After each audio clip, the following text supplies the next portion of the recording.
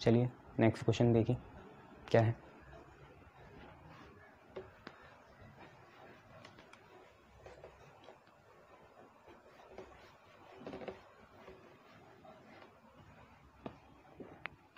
Next question है आपके लिए क्या कि एक सर्कुलर कॉइल है, a circular coil of 120 turns has radius of 18 centimeter and carries current of 3 ampere, 3 ampere का करंट कैरी करती है। Find magnetic field number 1 at centre of the coil and number 2 at a point on axis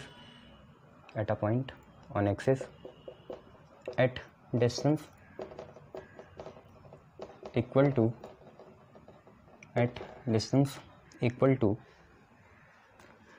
radius of coil, distance equal to radius of coil, ये चीज़ है।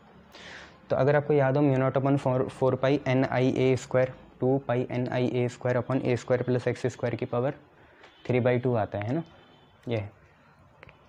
पहले magnetic field centre लिख लो और magnetic field axis लिख लो। फिर question बताता हूँ क्या दे रहा है। म्यू नॉट अपन 4 पाई याद है 2 पाई एन आई ए स्क्वायर, या आप ये काट देते तो सीधा म्यू नॉट एन आई ए स्क्वायर आता है और ए स्क्वायर प्लस एक्स स्क्वायर की पावर कितना 3/2, ये हम पे रहता है पूरा। 2 पाई से 2 पाई कटता है तो mu not I A square by 2 A square plus x square की पावर 3/2 आता है। सेंटर को आपको पता ही mu not I upon 2r आता है और n लगा देंगे, है ना, एन आई। यहाँ पे n टोटल टर्म्स ही हैं, तो अगर आप कैपिटल लिखना चाहते हो कैपिटल लिख लो, कहीं आप कन्फ्यूज़न ना हो तो इसलिए कैपिटल लिख लो ऐसे। अब क्वेश्चन ये है, एक कॉइल है 120, उसमें टर्म्स है 120, रेडियस इतना देर का, मीटर में कन्वर्ट करेंगे और करंट इतना है। बाकी बस बातें तो चलती रहती हैं, ठीक है। आर तो आपको पता ही है। तो म्यू नॉट की वैल्यू 4 पाई इंटू 10 की power -7, number of terms 120, 120, current 3 ampere और 2 लिखा, रेडियस निकाला। रेडियस कितना है 18 सेंटीमीटर है, तो 18 इंटू 10 की पावर -2 कर दिया। क्लियर है। मैग्नेटिक फील्ड निकालनी थी आपको ये सारी चीज़ों में, एक बार सेंटर में एक बार एक्सिस में। तो म्यू नॉट अपन 4 पाई की डायरेक्ट वैल्यू डाल देना, कितनी होती है 10 की पावर -7, ठीक है। 2 लिखना, पाई लिखना, पाई की वैल्यू पाई रहने देना, आप लोग खुद निकालना। ये हो गया, ये हो गया, ये हो गया। नंबर ऑफ टर्म्स 120 है। करंट कितना है, करंट है 3 एम्पियर और उन्होंने बोला at a distance equal to the radius, मतलब ए कुछ और नहीं है, ए 18 सेंटीमीटर ही होगा, जितना कि आर है उतने में ही निकालना है ना। तो ए 18 हो गया, तो 18 इंटू 10 की पावर -2 आएगा ना, क्योंकि 18 सेंटीमीटर में, तो इसे लिख सकते हैं 0.18, ठीक है। 100 हो जाएगा डिवाइड में तो 0.18, तो 0.18 का क्या चलेगा, स्क्वायर चलेगा, अपॉन यहाँ पे भी 0.18 आएगा, यहाँ पे भी 0.18 आएगा, दोनों का चलेगा स्क्वायर, और बाहर पावर कितनी है फिर 3/2 है। दोनों का आप सॉल्व कर सकते हो, आप पे साइंटिफिक कैलकुलेटर है, इतना कोई बड़ी बात नहीं है। 18 का आप जानते हो 364 आता है स्क्वायर, तो आप लोग ये कर सकते हैं, ठीक है।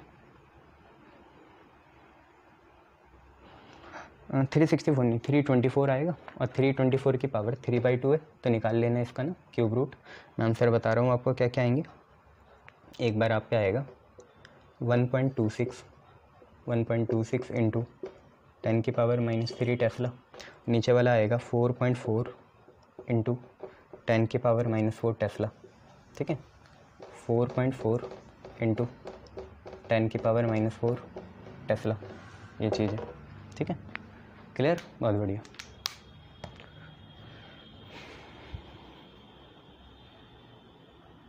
चलिए नेक्स्ट क्वेश्चन करते हैं। नेक्स्ट क्वेश्चन क्या है, नेक्स्ट क्वेश्चन आप पे है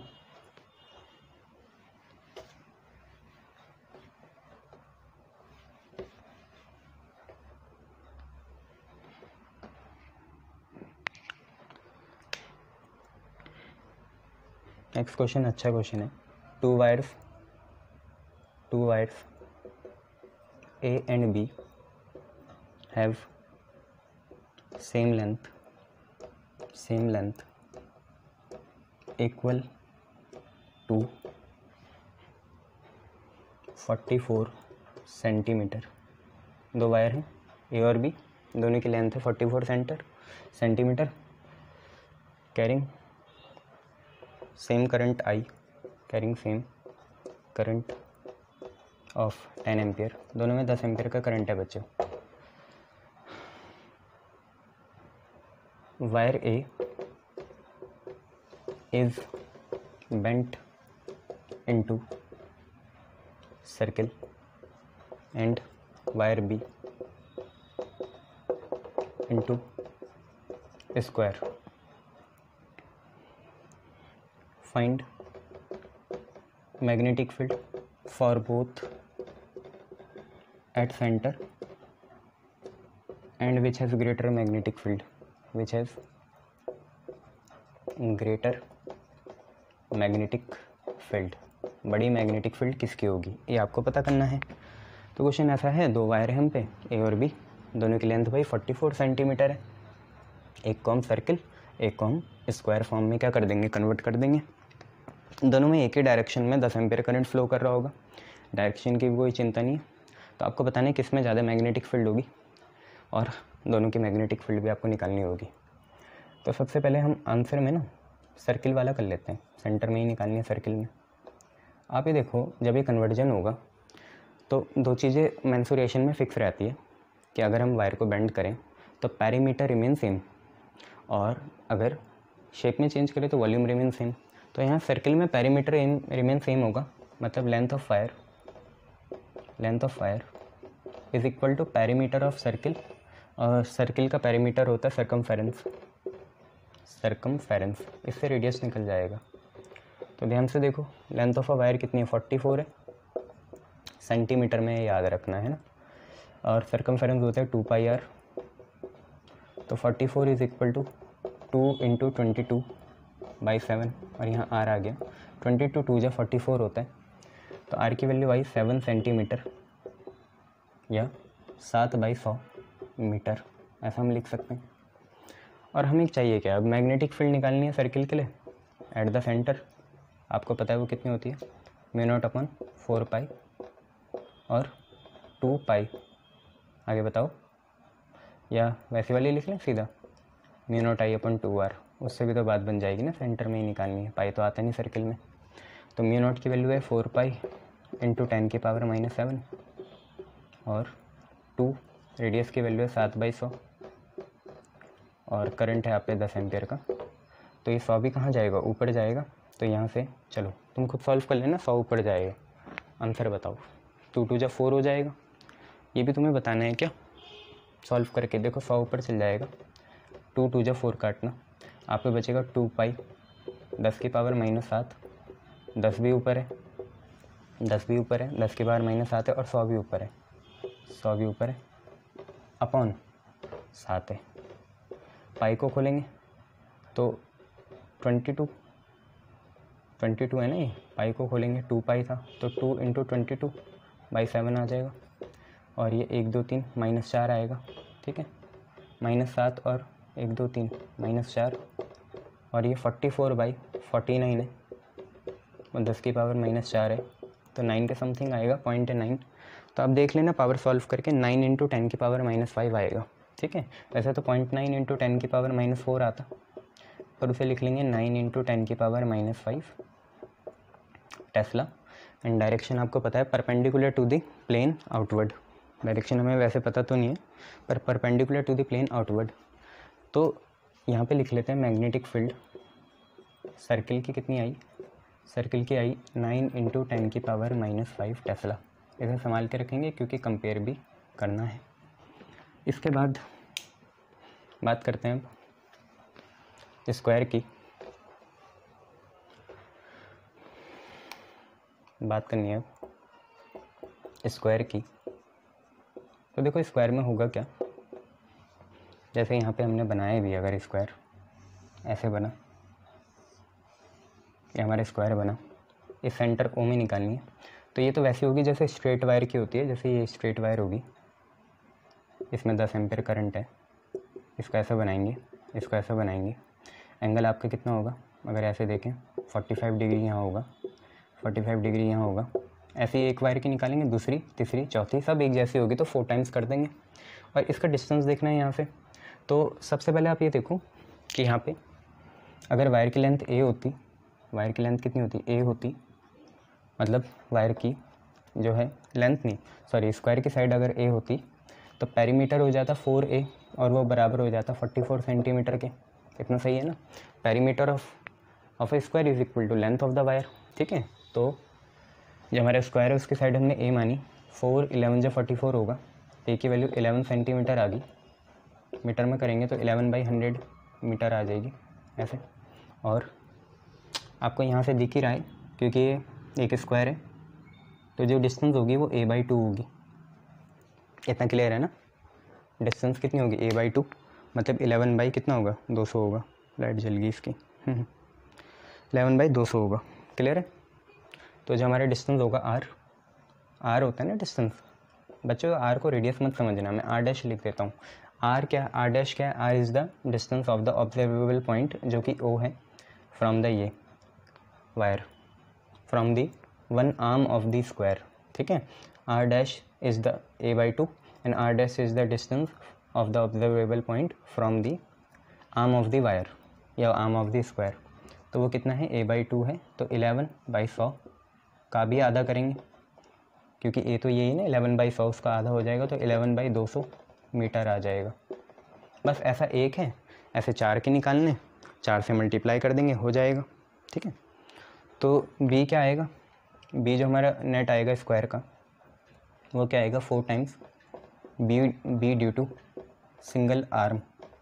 जो हमारी सिंगल आर्म है उसका 4 टाइम्स होगा, तो 4 इंटू, याद होगा, μ0/4 पाई I/A। एक इन्फानाइट वायर जो है, एक वायर है, उसे इन्फानाइट ने अब फिक्स कर दिया, तो μ0/4 पाई I/A, दोनों एंगल 45 है, तो साइन 45 प्लस साइन कितना होगा, 45 ही होगा, दोनों एंगल 45 होगी। बस अभी तो सॉल्व कर लेंगे, अब इसकी ज़रूरत नहीं है।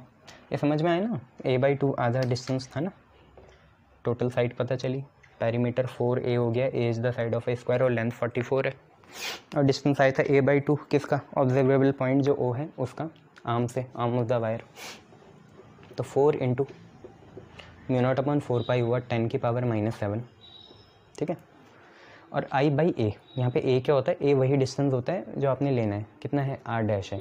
ठीक है, वह a ये मत समझना यार, a साइड है, a तो लिखते हैं ना पहले से, क्या करूँ, a लिखते नहीं हो आप लोग पहले से, इसलिए ये डिस्टेंस होता है ना परपेंडिकुलर 90 वाला, तो 90 तो था, सेंटर से सीधा 90 गए, ये वायर है, ये सर्किल है, यहाँ से सेंटर से सीधा 90 है। तो ए वो मत समझना, ए यहाँ पे साइड है और ए यहाँ पे जनरली होता है डिस्टेंस जो कि r' है।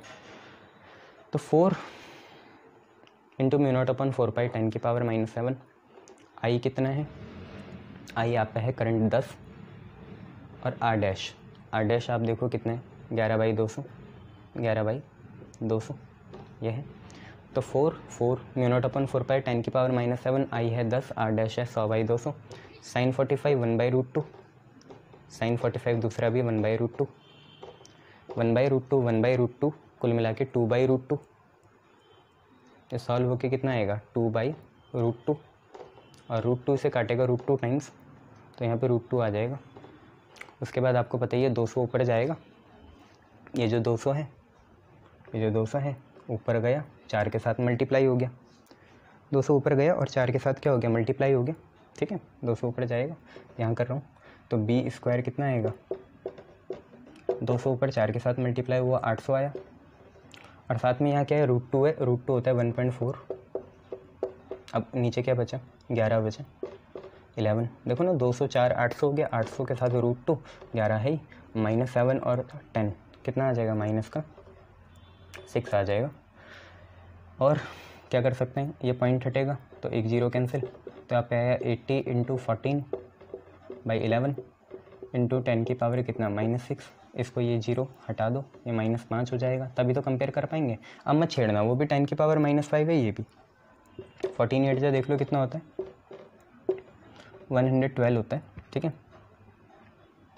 तो 112 आया और यहाँ 11 है और यहाँ 10 की पावर -5 है, ठीक है। 112 इंटू 11 तो 112 और 11 आप कर सकते हो, 11 1 जा 11 कट गया, 2 आया, पॉइंट लगाया, 0 हो गया, 1.1 आ रहा है ये, ठीक है। तो ये 1.1 इंटू 10 की पावर -5 टेस्ला आ गया। क्लियर है? ठीक है। कुछ गलती करी? सर गलती करी है, कुछ तो गलती है। √2 1.414 हो गया, ठीक है। ये हो गया 800, 4 इंटू 10 की पावर -7, ठीक है। करंट 10, ठीक है। 11/200 1/√2 1/√2, कुछ तो गलती है क्योंकि इनका 10.3 आ रहा है, कुछ तो गलती है, ठीक है। दोबारा देख लेना यार, वैसे इनका 10.3 आ रहा है, मैं आपके लिए लिख देता हूँ, वहाँ तक तो ठीक है। जहाँ तक यहाँ पे चल रहा था μ0/4πr' sin 45 sin 45 1/√2 1/√2 2/√2 2/√2 मतलब √2 आ गया ऊपर, ठीक है। 4 ऐसी है, μ0/4π 10 की पावर -7 है और आई आपका 10 है। r' आपको पता ही है कितना है, 11/200 है, 11 नीचे 200 ऊपर और यहाँ √2 है। इसको ज़रा सॉल्व कर लेना आप लोग, ठीक है। एक बार कैल्सी से देख लेता हूँ कितना आ रहा है। 4 इंटू 200 इंटू 10 इंटू 1.414, ठीक है, डिवाइडेड बाई 11। हाँ यही आ रहा है, 10.28 आ रहा है। तो ये सॉल्व होके b² जो है वो आ रहा है 10.28 इंटू 10 की पावर -5 टेस्ला। तो ऑब्वियसली स्क्वायर का ज़्यादा है, तो which has greater magnetic field, square has the greater magnetic field, हमने दोनों निकाल भी दिए, ठीक है। Even having the same perimeter, square का ज़्यादा है, ये चीज़ें, ठीक है, देख लेना, शाबाश। चलिए नेक्स्ट क्वेश्चन करते हैं।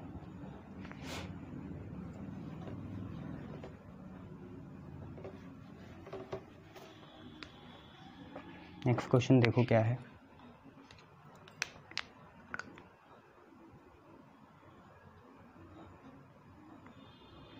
फ़ोन ही बंद हो गया, मिनट। चलिए क्वेश्चन देखिए नया, आप पे है। अलोंग स्ट्रेट कंडक्टर, वायर नहीं है बच्चों, कंडक्टर है, मतलब सिलेंडर। तो along straight cylinder of radius 5 centimetre, current है भाई इसमें 3 एम्पियर, ठीक है। एक लॉन्ग स्ट्रेट कंडक्टर है, सिलेंडर है, रेडियस 5 सेंटीमीटर है, करंट 3 एम्पियर है और यूनिफॉर्मली डिस्ट्रीब्यूटेड है इसमें करंट, ठीक है। यूनिफॉर्मली डिस्ट्रीब्यूशन वाली आपको डेरिवेशन याद आ रही होगी, I' is equal to IR² by R का स्क्वायर, वही वाली।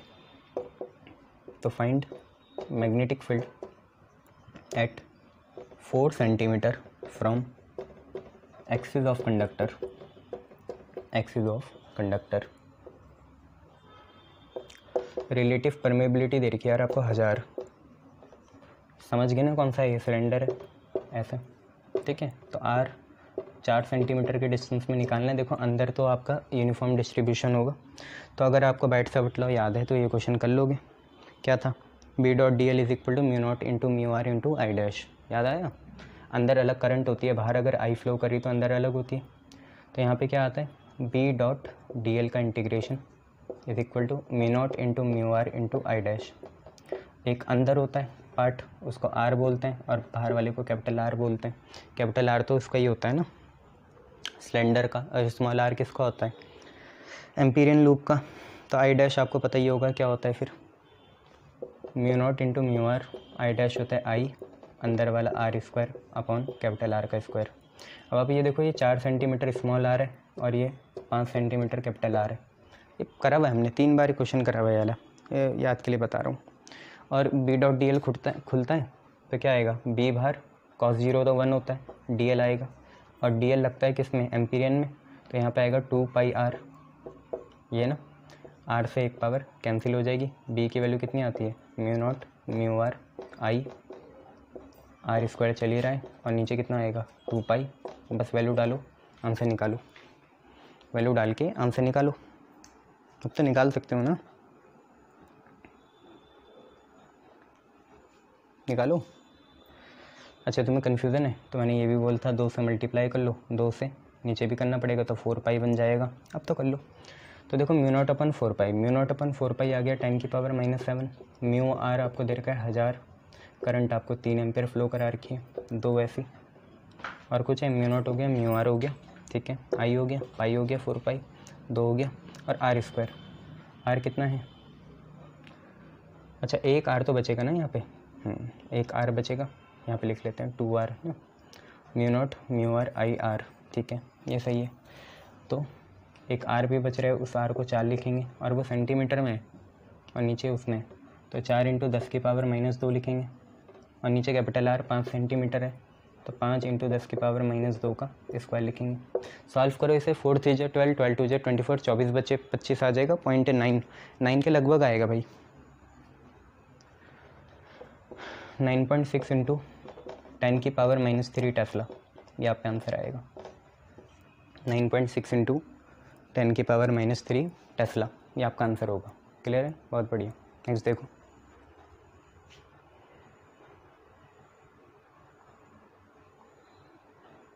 Next question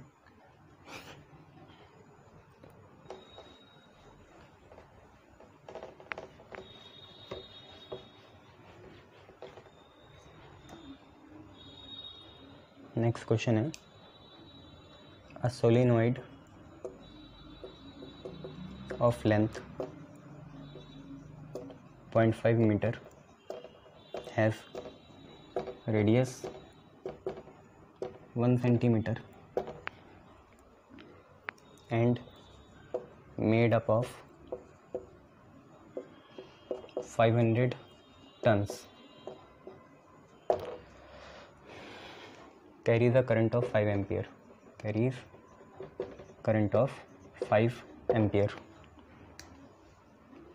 magnetic field inside निकालनी है यार, मैग्नेटिक फील्ड इनसाइड। तो देखो इसमें सबसे पहले तो ये ज़रूरी हो जाता है इनसाइड का ना, हम B = mu naught n I, n है number of turns per unit length, तो इसे लिख सकते हैं एन आई और टोटल लेंथ, ठीक है, ऐसे जो लेंथ आपको दे रखी है। तो सबसे पहले हमें ये तभी लगता है जब length is very greater than radius, ये देखना पड़ता है। तो लेंथ आपकी कितनी है 0.5 मीटर, देखते हैं कितना ज़्यादा है वो रेडियस से। रेडियस है 1 सेंटीमीटर, मतलब 1/100 मीटर, 1/100 मतलब 0.01 मीटर, तो ये तो बहुत ज़्यादा है। 0.5 मीटर, आधा मीटर, 0.01 मीटर से बहुत ज़्यादा होगा, तो लगा सकते हैं। अब लगाओ बस, B = म्यू नॉट 4 पाई × 10 की पावर -7, टोटल टर्म्स है यहाँ पे 500, करंट कैरी कर रहा है 5, टोटल लेंथ है 0.5। करो बस, इसे कर तो सकते हो ना, सॉल्व करो इसे। 4 × 3.14, 10 की पावर -7, 500 है, 5 है, 0.5 मतलब 1/2, 1/2 कर लो तो 2 ऊपर आ जाएगा और नीचे कुछ रहेगा नहीं। 0.5 हाफ होता है ना, तो 2 ऊपर गया, तो बस पॉइंट हटा, 2 0 हटे, 5 5 जा 25, 5 5 जा 25 हो गया, 5 5 जा 25, 25 फुट जा 100, 100 इस पे जाएगा तो 314 × 100, 10 की पावर -7 और 2 बचेगा। कैसे, 5 5 जा 25, 25 फुट जा 100, तो ये चीज़ 100 बनी, 314 ऐसी है, 10 की पावर -7 ऐसी है और फिर ये 2 ऐसी है, तो 314 × 2 होगा 628। बस इन पावर को सॉल्व करो, ये 2 पावर ये, तो 628 × 10 की पावर -5 टेस्ला आंसर आ जाएगा, ठीक है। या 6.28 × 10 की पावर कितना लिख सकते हो आप, -3 लिख सकते हो, वो आपके ऊपर है, ठीक है। ये आपका आंसर हो जाएगा। क्लियर, बहुत बढ़िया।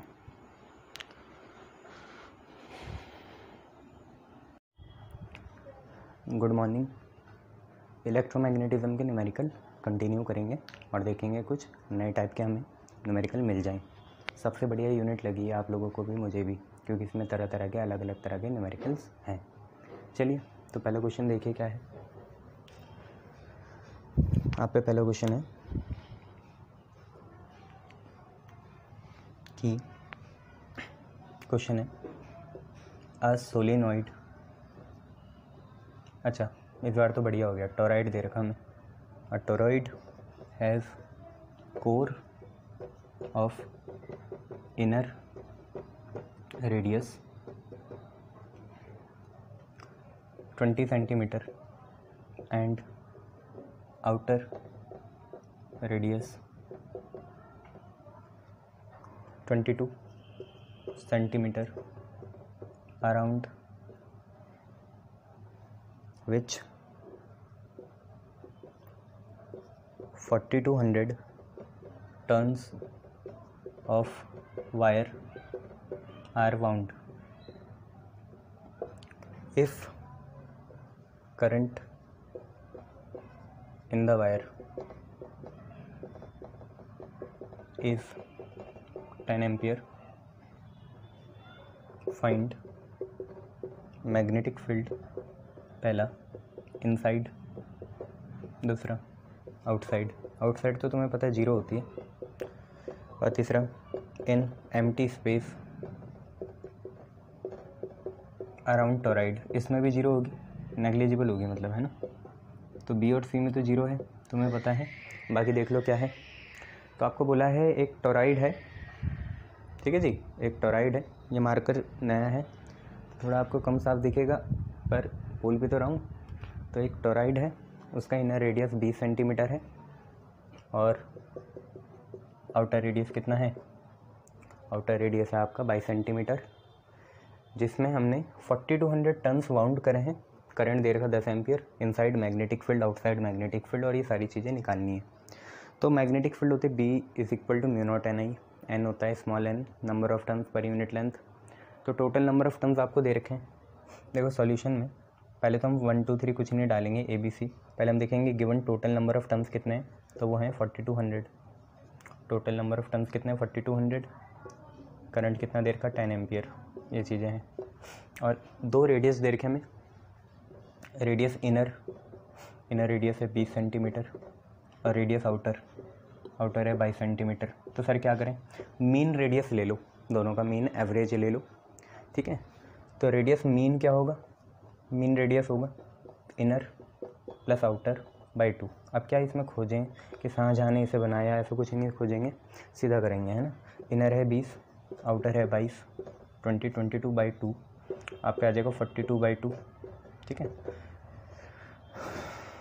मतलब 21 सेंटीमीटर, सॉरी 21 सेंटीमीटर हो गया मीन रेडियस। उसके बाद अगर आप देखें तो जो स्मॉल n होता है, ये होता है टोटल टर्न्स, यही आपको चाहिए होता है, टोटल टर्न्स अपॉन लेंथ। और कोई हम पे टोरॉइड हो, मतलब सर्कुलर फॉर्म हो, तो उसकी लेंथ क्या होती है, लेंथ सर्कमफेरेंस होती है, ठीक है। तो टोटल टर्न्स n हो गया और लेंथ होगी सर्कमफेरेंस, ठीक है। इसे ऐसे भी लिख सकते हैं, length slash circumference, length slash circumference. Circumference पूरे गोल सर्किल का होता है 2πr, r कौन सा लेंगे, मीन वाला, r मीन, ठीक है। तो टोटल टर्न्स है 4200 है टोटल टर्न्स, और 2 लेंगे, पाई हो जाएगा 22/7 और मेन रेडियस है 21, ठीक है। ऐसा है, कुछ कट रहा है, यस, 7 3 जा 21। अगर कटेगा तो आप पे नंबर ऑफ टर्म्स कितने आ जाएंगे 4200, शाबाश। साथ में क्या है 2 × 22 और 3, अब काट सकते हो इसे, 2 इसे काटेगा कितने टाइम्स 2100 टाइम्स, और फिर 3 7 जा 21, तो 700 आ गया। तो आप पे आया 700/22, जिसे हम लिख सकते हैं 350/11। तो number of turns per unit length आप पे इतने आए। क्या रेडियस को चेंज करेंगे सेंटीमीटर को मीटर में, हाँ तो करना ही पड़ेगा क्योंकि मीटर में निकालना है। तो मीन रेडियस यहाँ था ना 21, तो अपॉन में क्या लगा दो 100 लगा दो, तो ये मीटर में चेंज हो जाएगा, सिंगल फॉर्म है ना, ठीक है। तो यहाँ पे भी 100 लग गया और इधर भी क्या आएगा 100, ऐसे 1/100, ये ना 22 के साथ नीचे 100 आएगा, ऐसे 100 प्रिंसिपल डिवीजन ये है। 100 कहाँ जाएगा ऊपर, तो आप पे आ जाएगा 350 इंटू 100/11। यहाँ पे 350 इंटू 100/11 आ गया क्या, नंबर ऑफ टर्म्स पर यूनिट लेंथ। ठीक है, क्लियर, बहुत बढ़िया। अब इसके बाद नंबर ऑफ टर्म्स पर यूनिट लेंथ है 350 इंटू 100/11, याद रखना। ठीक है, कितने हैं नंबर ऑफ टर्म्स पर यूनिट लेंथ, 350 इंटू 100/11। बस अब हम पे सारी चीज़ें आ गई। पहले हम क्या निकालते हैं, नंबर 1 मैग्नेटिक फील्ड इनसाइड निकालते हैं। तो अंदर आपको पता है टोरॉइड के अंदर होती है μ0 Ni। μ0 आपको पता है कितना होता है, 4 पाई इंटू 10⁻⁻7। एन आप पे कितने हैं, 350 इंटू 100/11 और आई आप पे 10 है। तो आप इसे सॉल्व कर लो। तो कैसे करेंगे सॉल्व, ऐसे करेंगे कि यहाँ से 35 लिया, यहाँ से 4 लिया, फिर पाई लिया और 11 लिया, इंटू 10 की पावर देखेंगे तो यहाँ से -7 है, वेरी गुड। और यहाँ पे 1 2 3 और 1 4, 4 है ना, 1 2 3 और 1 4, तो प्लस का 4, तो ये -3 आ गया।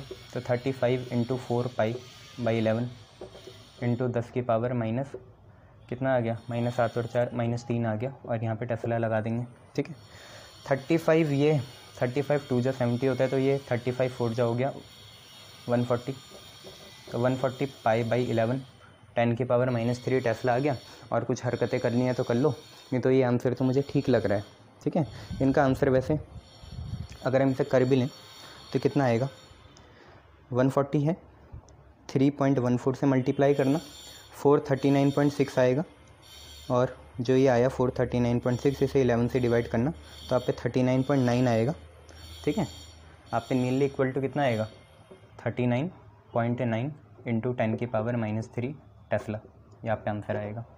और इनसाइड आउटसाइड का दोनों ही आपको पता है। ठीक है, इनसाइड आउटसाइड का आपको पता ही है। इनसाइड का तो ये आ गया आउटसाइड, और फ्री स्पेस में कितना होगा, 0 होगा। तो इनसाइड का तो ये रहा, एक मैंने आपको सोलोनाइड का बताया था, अब टोराइड का बता दिया। तो सारे कंसेप्ट बता दूंगा, चिंता मत करो। और बी, मैग्नेटिक फील्ड आउटसाइड होगी 0। मैग्नेटिक फील्ड आउटसाइड कितनी होगी, 0। इसके पीछे एक सिंगल रीज़न ये है, since magnetic field in toroid is confined only where windings is done, या winding is या where windings exist, ऐसे लिख लो। तो इसका मतलब ये हुआ, वाइंडिंग जहाँ होगी वहीं मैग्नेटिक फील्ड प्रोड्यूस होगी, वहीं होगी। बाहर तो कोई वाइंडिंग नहीं है, वाइंडिंग तो कॉइल में है ना अंदर, तो बाहर कोई हो ही नहीं सकती। ठीक है, वाइंडिंग सिर्फ अंदर की साइड है ना, रेडियस में, इसलिए जहाँ वाइंडिंग होगी वहीं मैग्नेटिक फील्ड होगी। आउटसाइड तो कोई वाइंडिंग नहीं कर रखी है आपने, हवाबाजी मत करो। ठीक है, आउटसाइड तो है नहीं, तो मैग्नेटिक फील्ड 0 आएगी। और मैग्नेटिक फील्ड फ्री स्पेस में भी कितनी होगी, 0 होगी। फ्री स्पेस में भी कितनी होगी, 0 होगी।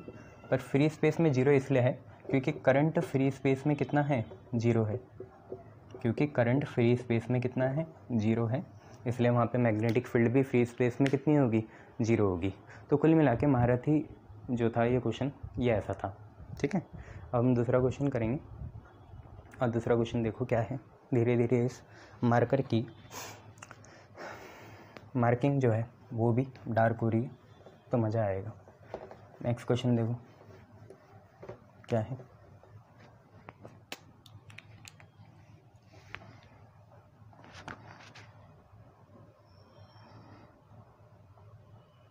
नेक्स्ट क्वेश्चन यहाँ पे मैं डायग्राम बनाता हूँ। एक टिपिकल क्वेश्चन है, कब का है, IIT JEE 2011। देखो क्या है। वैसे मैं आपको कभी बता नहीं रहा हूँ कि मैं किस कंपटीशन के करा रहा हूँ, क्योंकि आप में से कुछ हो हल्ला कर देंगे कि क्यों करा रहे हो सर, हमें तो बोर्ड का पढ़ना है। ठीक है, तो मैं कभी बताते नहीं हूँ आप लोगों को कि कौन सी न्यूमेरिकल करा रहा हूँ, बस करते जाओ। ये तो तुम लोगों की खामियाँ है ना, कि तुम लोग इसे कैटेगराइज कर देते हो, कैटेगराइज कि ये IIT का है, ये नीट का है, ये बोर्ड का है।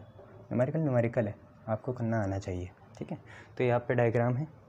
तो क्वेश्चन है BCDF is a circular coil of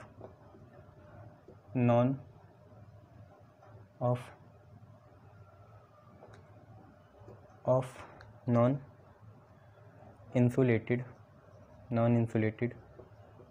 thin uniform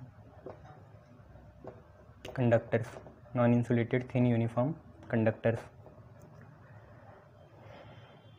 फिर है comma AB and DE are very long straight parallel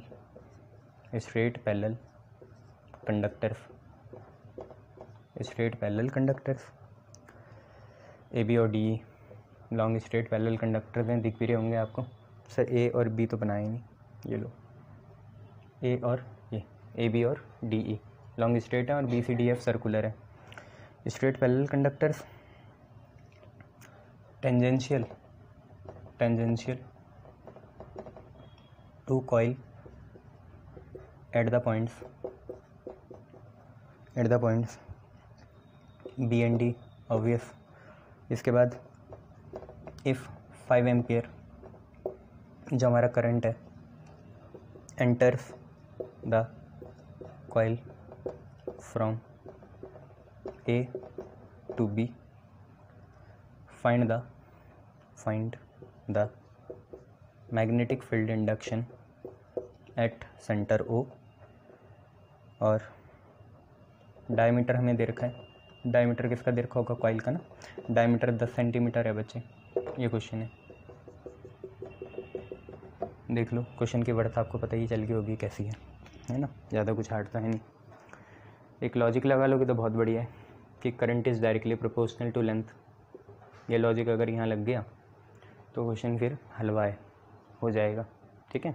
current length के डायरेक्ट होता है, जितनी सर्कुलर कॉइल का लेंथ मतलब रेडियस होगा, पता है ना, म्यू नॉट NI 2R, ठीक है।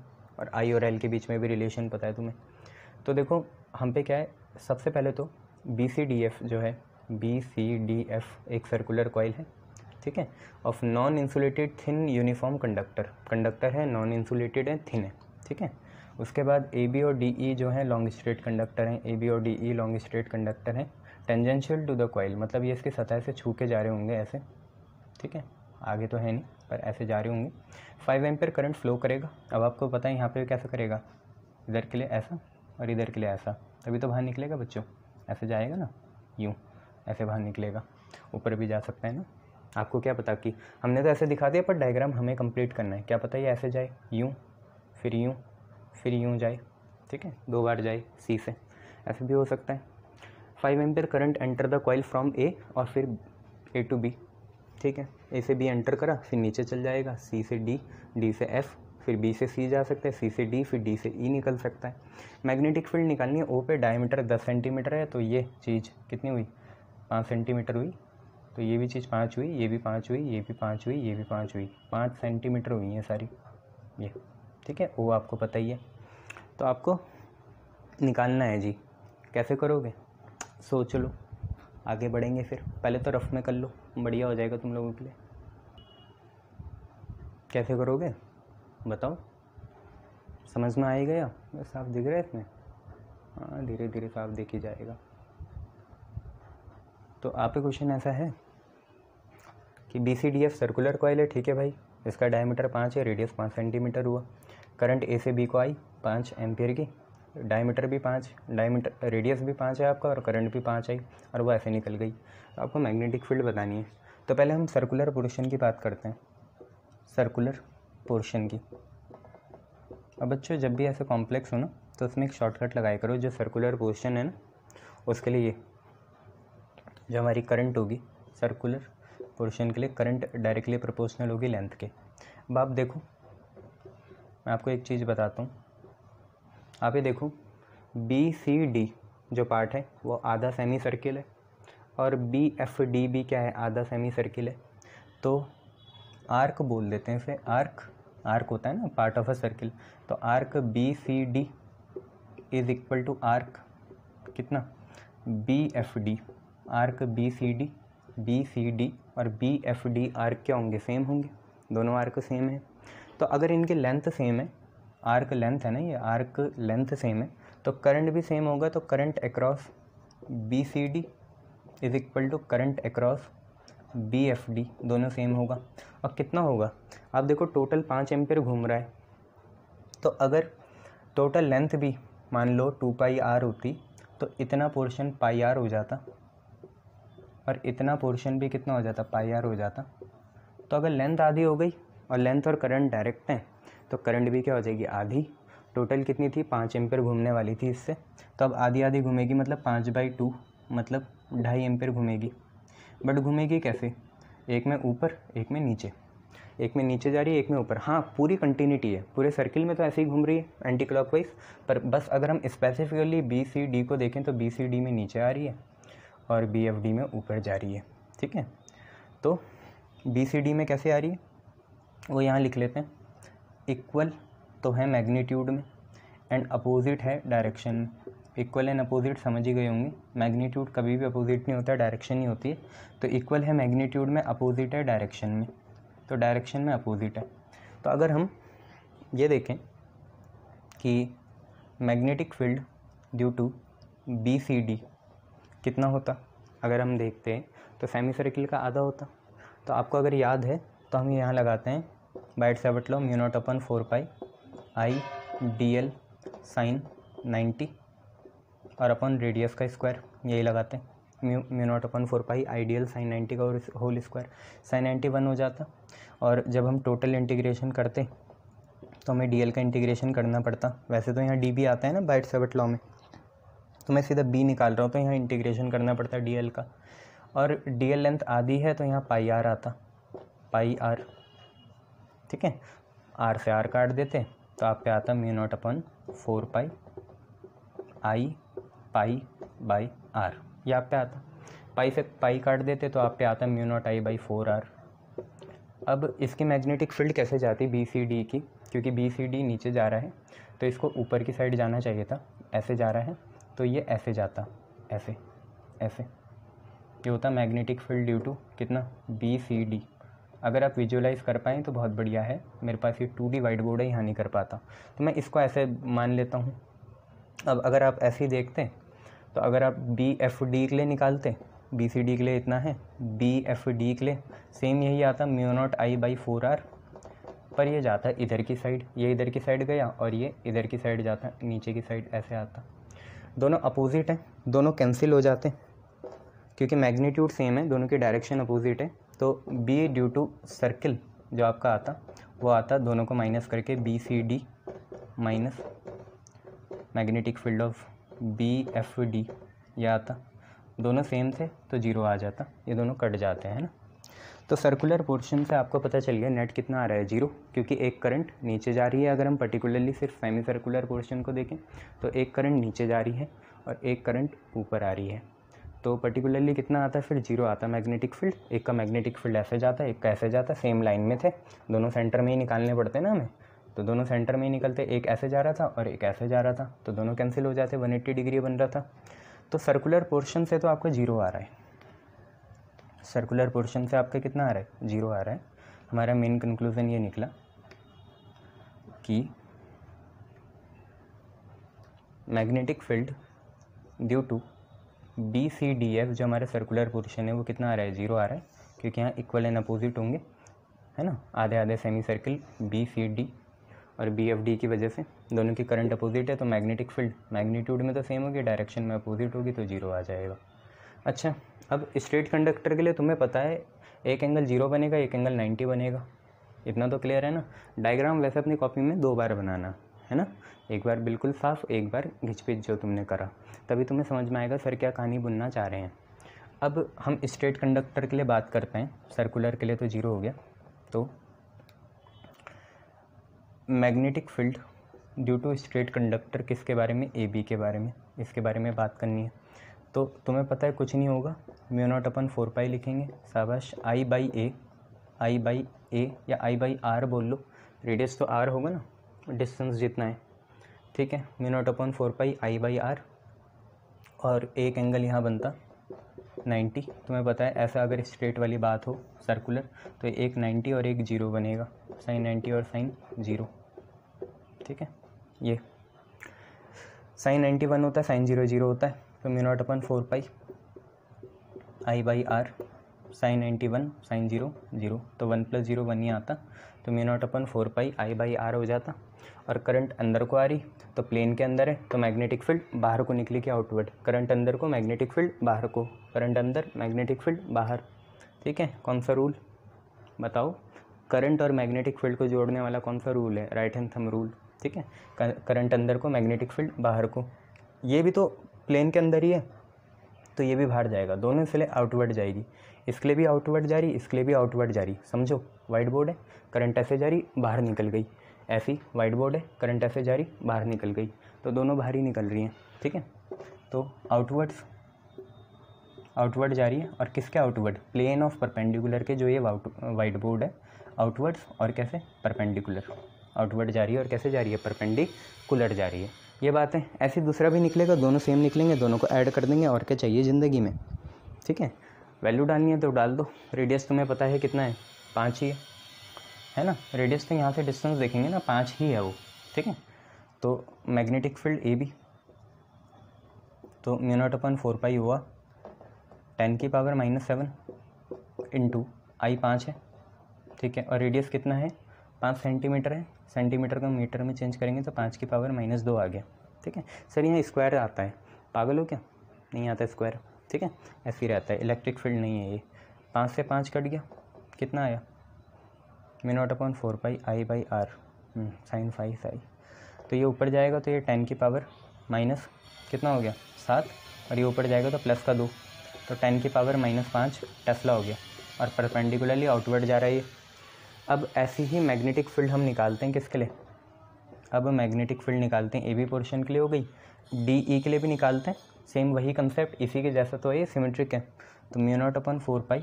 ठीक है, इसके लिए भी करंट आई, इसके लिए भी रेडियस आर, इसके लिए भी एक एंगल 90 जो क्लोज है, जो इस कंडक्टर का पार्ट क्लोज है वो 90 बनाएगा, दूसरा 0 बनाएगा, sin 90 + sin 0, ये तो सेम हो गया, तो ये भी आएगा म्यू नॉट अपॉन 4πi/r। और ये भी कैसे जा रहा होगा, आप खुद देखो, ये ऐसे जा रहा था प्लेन में, बाहर निकलेगी मैग्नेटिक फील्ड, करंट ऐसे जा रहा था प्लेन में, बाहर निकलेगी मैग्नेटिक फील्ड, यहाँ पे भी करंट ऐसे जा रहा था बाहर निकला, यहाँ पे भी करंट ऐसे जा रहा था बाहर निकला, तो ये भी क्या होगा, आउटवर्ड परपेंडिकुलर होगा, दोनों होंगे, दोनों में आप लिखना आउटवर्ड परपेंडिकुलर, जगह नहीं थी, मुझे पता है इसकी वैल्यू 10⁻⁻5 टेस्ला आएगी दोबारा ये डाल के। ठीक है, अब फाइनल बात ये है, क्योंकि दोनों आउटवर्ड निकल रहे, तो समझो ये दोनों कैसे निकल रहे होंगे। मान लो मैंने वाइट बोर्ड इतना सा बना दिया, ठीक है, यहाँ पे आपके 2 कंडक्टर हैं वाइट बोर्ड में, एक आपका है ये, इस कंडक्टर का नाम है ए बी, और एक ऐसे जा रहा है, इस कंडक्टर का नाम है डी ई, तो इसके परपेंडिकुलर दोनों ऐसे निकलेंगे, ऐसे, दूसरा मार्कर है क्या, दोनों ऐसे निकलेंगे ऐसे। ठीक है, तो दोनों कैसे हैं, परपेंडिकुलर हैं प्लेन के वाइट बोर्ड के, और बाहर को निकलते दोनों ऐड हो जाएंगे। ठीक है, दोनों आउटवर्ड परपेंडिकुलर हैं, तो बी जो नेट आएगा इनकी वजह से, स्ट्रेट वायर की वजह से, वो आएगा B due to wire portion A B plus B due to wire portion D E, और दोनों कितने हैं 10⁻⁻5 प्लस 10⁻⁻5 है, तो आपको पता है दोनों ऐड होंगे, तो 2 × 10⁻⁻5 टेस्ला आ जाएगा। और ये भी कैसा आएगा, क्योंकि नेट भी बाहर ही निकलेगा, तो आउटवर्ड और परपेंडिकुलर। तो अगर मैं टोटल की बात करूँ, तो टोटल क्या हुआ, सर्कुलर से कितना आया 0, और इससे कितना आया 2 × 10⁻⁻5 टेस्ला, तो कुल मिला के आएगा भी कितना 2 × 10⁻⁻5 टेस्ला आएगा, और वो जाएगा भी कहाँ, बाहर। सर इतना टाइम मिलेगा कंपटीशन में, नहीं, तो इतनी सारी राम कहानी लिखनी थोड़ी है, समझ ही नहीं है कि सर्कल का 0 हो गया तो सीधा इसके ऊपर जाओ, और एक सिमेट्रिक है दूसरा सिमेट्रिक है, ऐड करो, ऑप्शन को टिक मारो, आगे बढ़ो। ऐसी बातें हैं ना भैया, करनी पड़ेंगी ना ऐसी बातें, शाबाश।